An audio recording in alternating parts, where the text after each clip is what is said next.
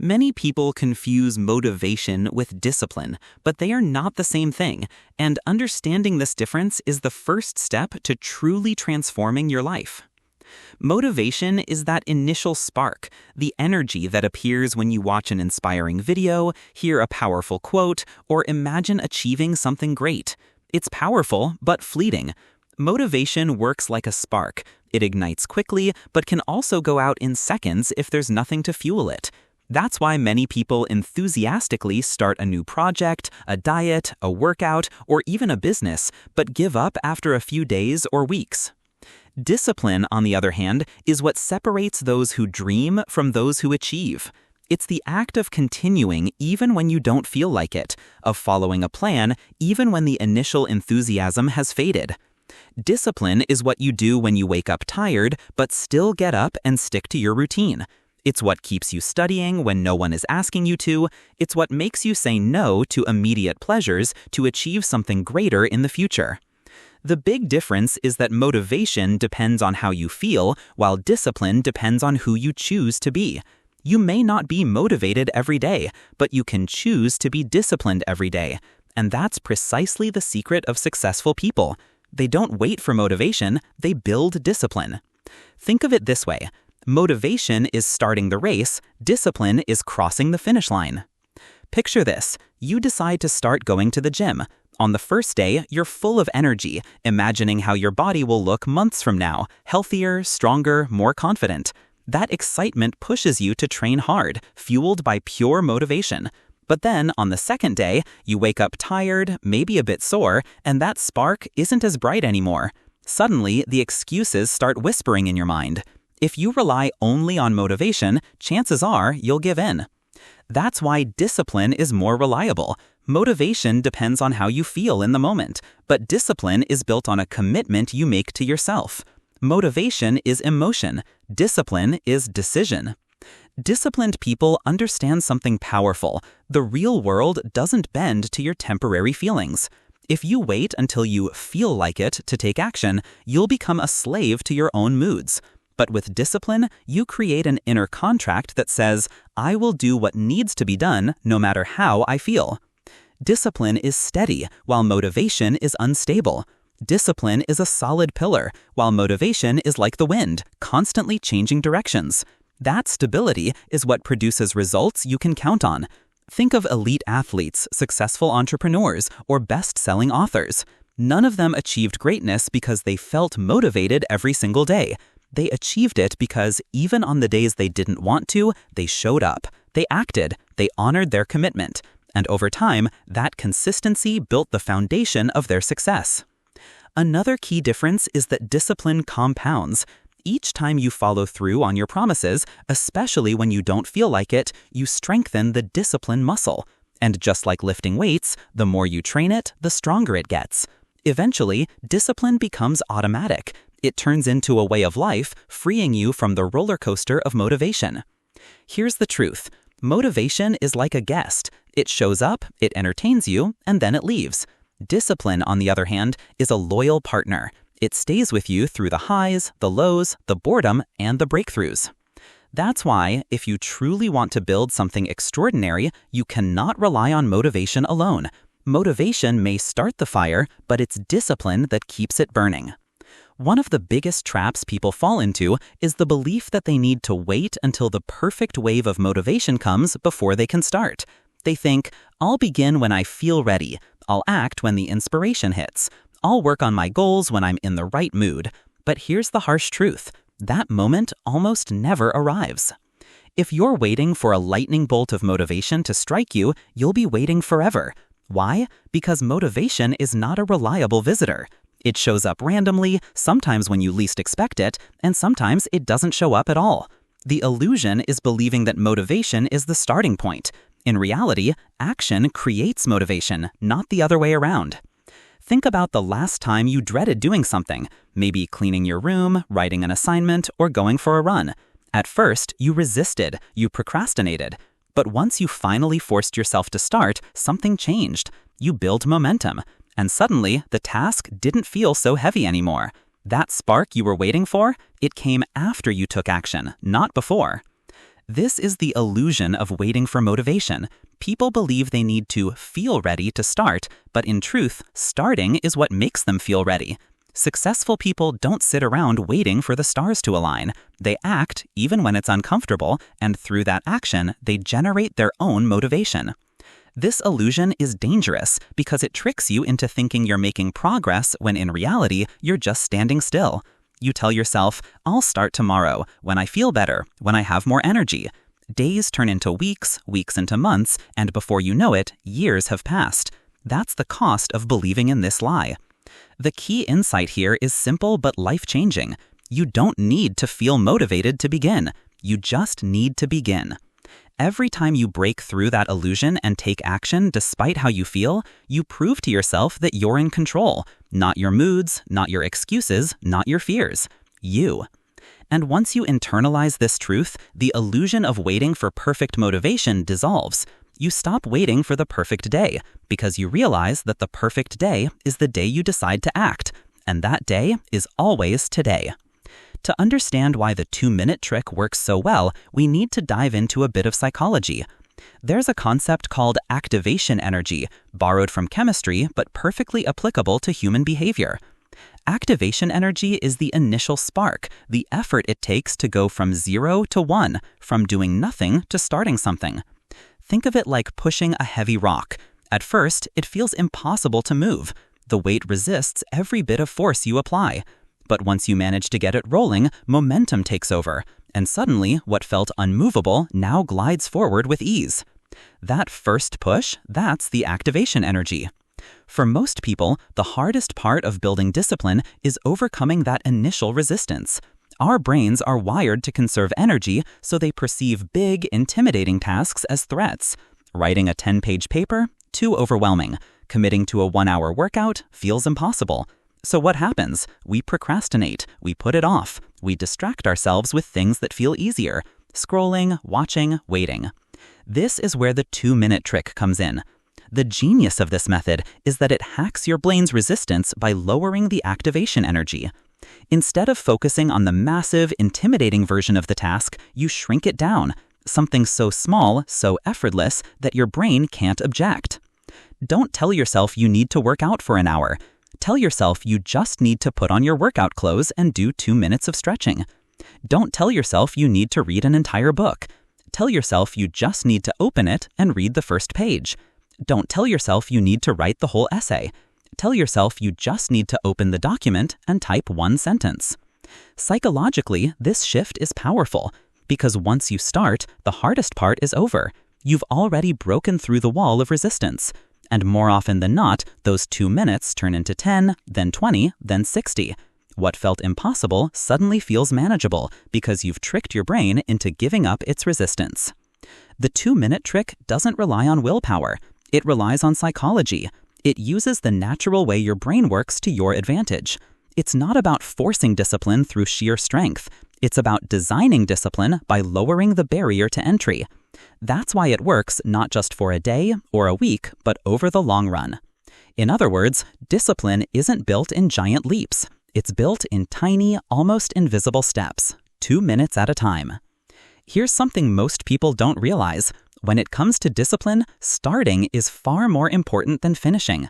Why? Because starting creates momentum, and momentum is the hidden force that carries you forward. Think back to the last time you procrastinated. You probably imagined the task as this giant mountain, something so overwhelming that just thinking about it made you feel exhausted. But the moment you actually took the first step, opened the laptop, laced up your shoes, picked up the book, suddenly the mountain didn't feel so impossible anymore. That's momentum kicking in. Momentum is powerful because it shifts your psychology. When you start, even in the smallest way, your brain recategorizes the task. It's no longer this massive, intimidating thing floating in your future. It becomes real, it becomes active, and your brain begins to crave completion. There's even a psychological principle for this, the Zeigarnik effect. Research shows that our minds naturally seek closure on unfinished tasks. That's why once you start something, even a little bit, you feel this subtle pull to keep going. It's like opening a loop that your brain desperately wants to close. This is why starting matters more than finishing. If you never start, there's nothing to finish. But if you start, even imperfectly, your chances of finishing skyrocket. The magic isn't in completing the marathon, it's in putting on your shoes and taking the first step. Discipline, then, isn't about Herculean willpower. It's about tricking yourself into motion. Because once you're in motion, your psychology shifts, your resistance lowers, and you tap into the natural force of momentum. And momentum doesn't just help you finish today's task, it makes starting tomorrow's task even easier. That's the beauty of the 2-minute trick. It's not about doing everything, it's about doing something, because something has the power to create momentum. And momentum, once built, makes discipline feel effortless. Now that you understand the psychology behind the 2-minute trick, let's talk about how it actually looks in real life. Because a concept, no matter how powerful, is useless unless you can apply it directly to your daily routine. Let's start with something almost everyone struggles with. One of the biggest misconceptions people carry is the belief that motivation is the driving force behind success. We often wait for the perfect moment when we feel inspired, energized, or excited to act. But here's the uncomfortable truth. Motivation is fleeting. It comes and goes like the weather. If you rely on it as your primary fuel, your progress will always be inconsistent. Discipline, on the other hand, is stable, dependable, and long-term. It is the ability to act regardless of how you feel in the moment. Motivation whispers, "I'll go for a run when I feel like it." Discipline insists, "I'll run because it's scheduled, whether I feel like it or not." That's why discipline always outperforms motivation. It doesn't wait for emotions to align. It simply follows through. Think of it this way. Motivation is like a spark. It can ignite passion quickly, but it burns out fast. Discipline is the steady flame that keeps burning even when conditions aren't perfect. If you depend on motivation to reach your goals, you'll move in fits and starts, making progress only when the spark is present. But if you cultivate discipline, you'll continue moving forward consistently, and consistency is what compounds into extraordinary results over time. This doesn't mean motivation has no role at all. Motivation is useful to get you started. It can give you the initial boost to take action. But discipline is what keeps you going on the days when enthusiasm runs dry. The most successful athletes, entrepreneurs, and creators don't wake up every morning brimming with motivation. They wake up with routines, systems, and commitments that keep them on track regardless of how they feel. Another important distinction is that motivation is emotional, while discipline is logical. Motivation depends on your mood. Discipline depends on your values. Motivation fades when life gets hard. Discipline shines the brightest during those exact moments. Discipline is the promise you make to yourself that your goals matter more than your temporary emotions. The key, then, is not to chase motivation endlessly, but to use it wisely. When motivation strikes, channel it into building habits, systems, and routines that will sustain you when it disappears. Let motivation light the path, but let discipline walk it. In the end, those who rely on motivation may achieve short bursts of progress, but those who cultivate discipline build legacies. Because discipline is not just about doing what's necessary, it's about proving to yourself day after day that you are in control, not your moods, not your excuses. One of the most powerful ways to cultivate discipline is to shift the focus from what you do to who you are. Too often, people try to build discipline by forcing themselves into actions that feel foreign or disconnected from their sense of self. They say, "I want to wake up early," or "I want to stop procrastinating," but they see these actions as chores rather than as expressions of identity. That's why their discipline fades. It is misaligned with how they perceive themselves. The truth is, lasting discipline comes from identity. When you begin to see yourself as the kind of person who is disciplined, the actions you take are no longer a battle. They become natural extensions of who you are. Instead of constantly pushing yourself to try harder, you begin to live in alignment with your chosen identity. For example, imagine two people trying to quit smoking. The first says, "I'm trying to quit." The second says, "I'm not a smoker." Which of the two is more likely to succeed? The one who ties their actions to their identity, because every time they resist a cigarette, they reinforce the story they believe about themselves. This principle applies to discipline in every area of life.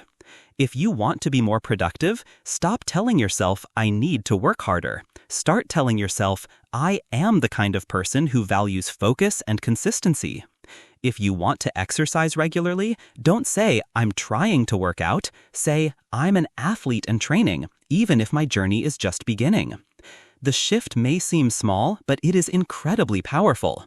Identity drives behavior, and behavior reinforces identity. It becomes a cycle. The more disciplined actions you take, the more you confirm your identity, and the stronger that identity becomes. This cycle transforms discipline from a struggle into a natural way of living. Of course, building discipline through identity doesn't happen overnight. It begins with small actions that prove to yourself who you are becoming. If you want to be disciplined, start by asking, "What would a disciplined person do in this moment?" And then do exactly that. Each small choice is a vote for the kind of identity you are building. Over time, those votes accumulate, and suddenly you are no longer trying to be disciplined, you simply are. This approach also has a deeper psychological benefit. When you act out of identity, your discipline feels meaningful. It's not just about crossing tasks off a list or forcing yourself through routines. It's about becoming the version of yourself you deeply want to be. This makes discipline not just sustainable, but fulfilling. In the end, the strongest discipline is identity-based discipline, because when your identity changes, your behavior naturally follows. You no longer need to summon willpower every day. You simply live in alignment with who you believe you are. One of the biggest misconceptions about discipline is that it requires grand, heroic efforts. People imagine they need to overhaul their entire life overnight. Wake up at 5 a.m., run 10 miles, read 3 books a week, and master a new skill all at once. But the reality is, trying to transform everything instantly almost always leads to failure. The weight of such drastic change becomes overwhelming, and the effort collapses under its own pressure. Instead, true discipline is built on the foundation of small wins. These are the tiny, almost effortless victories you achieve consistently, like making your bed in the morning, writing just 2 sentences when you don't feel like journaling, or putting on your workout clothes even if you don't make it to the gym. On the surface, these actions may seem insignificant, but their power lies in momentum. Momentum is the secret ingredient to lasting discipline. Think about pushing a heavy car. At first, it takes an incredible amount of effort to get it to budge even an inch. But once the car is moving, it becomes easier and easier to keep it rolling forward. Discipline works the same way. The hardest part is starting. But if you start small, so small that failure feels almost impossible, you create forward momentum. That motion then makes bigger wins achievable. Psychologically, small wins create a feedback loop. Each time you achieve one, your brain releases a hit of dopamine, the feel-good chemical. This reinforces the behavior and makes you want to do it again. Over time, the wins accumulate, and suddenly the things that once felt impossible become part of your daily rhythm. It's also important to recognize that momentum is fragile. If you stop for too long, the car slows down and eventually halts, forcing you to exert massive effort to restart. That's why consistency matters more than intensity. Doing a little bit every day keeps the momentum alive, while long breaks make discipline harder to sustain. This principle is not just theory. It's how the world's most disciplined individuals operate. Athletes, writers, entrepreneurs, they all understand the power of small wins. They know that showing up daily, even for a short amount of time, is infinitely more powerful. So, if you want to build discipline, don't aim for perfection. Aim for momentum. Choose one small, manageable win today and let it carry you forward. Because once momentum is on your side, discipline stops being a fight. It becomes a natural flow, propelling you toward bigger and bigger achievements. One of the most common reasons people fail to build discipline is because they treat it like a short-term challenge, a sprint. They think, if I just push hard for a week or a month, I'll finally become disciplined. And for a while, they may succeed. They'll wake up early, stick to a strict routine, and force themselves to follow through. But eventually, the sprint ends, the intensity becomes exhausting, and the person crashes back into their old patterns. The truth is that discipline is not about quick bursts of effort. It's not about winning for a few days and then taking months off. Discipline is a lifestyle. It's a way of approaching your day, your choices, and your future. It's about building systems that support you for the long term, not just for a temporary burst of motivation. Think of it like running a marathon versus running a 100-meter dash. In a sprint, you give everything you've got for a very short period of time. In a marathon, you pace yourself, you build endurance, you learn to conserve energy and focus on your breathing and find a rhythm that allows you to keep going mile after mile. Discipline works the same way. If you treat it like a sprint, you burn out. If you treat it like a marathon, you build a sustainable lifestyle that supports your goals indefinitely. This shift in perspective is crucial. When you see discipline as a lifestyle, you stop obsessing over immediate results and start valuing consistency. You understand that skipping one day doesn't destroy you, but quitting entirely does. You realize that your habits are not punishments, but tools that make life easier, healthier, and more fulfilling. Take exercise, for example. People often start with extreme workout programs, expecting to see dramatic changes in a few weeks. But those programs are unsustainable, and most quit. The disciplined person, however, doesn't aim for extreme results overnight. They aim for integration. They find a workout routine that fits their life, something they can keep doing not for a month, but for years. Over time, their body transforms, not because they sprinted, but because they kept moving forward steadily.